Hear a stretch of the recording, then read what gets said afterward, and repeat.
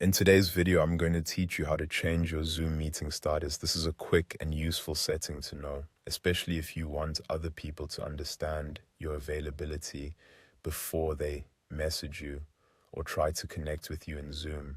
Your status can help signal whether you're free, busy, away, or whether you don't want to be interrupted for a period of time. It only takes a moment to update, and once you know where to find it, it's very easy to manage. To get started, open your Zoom account. You can do this through the Zoom app or in the browser, depending on how you normally use it.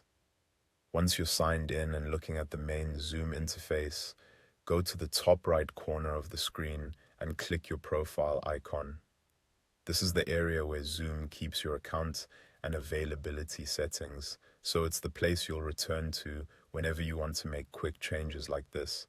After you click your profile icon, a drop-down menu will appear. In that menu, look for your current status.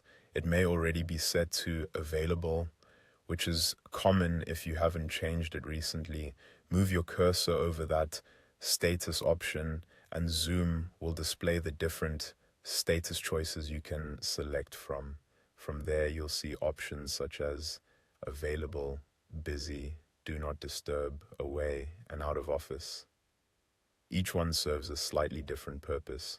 Available lets others know you're active and reachable. Busy suggests you may be working and not immediately responsive.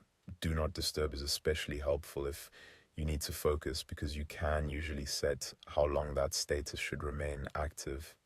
Away can be useful if you're stepping away from your computer for a bit. And out of office is a clearer signal that you're unavailable for a longer stretch.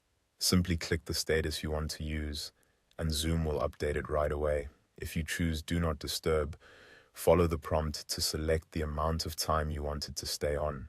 That can be helpful if you want Zoom to return to normal automatically later, so you don't have to remember to change it back yourself.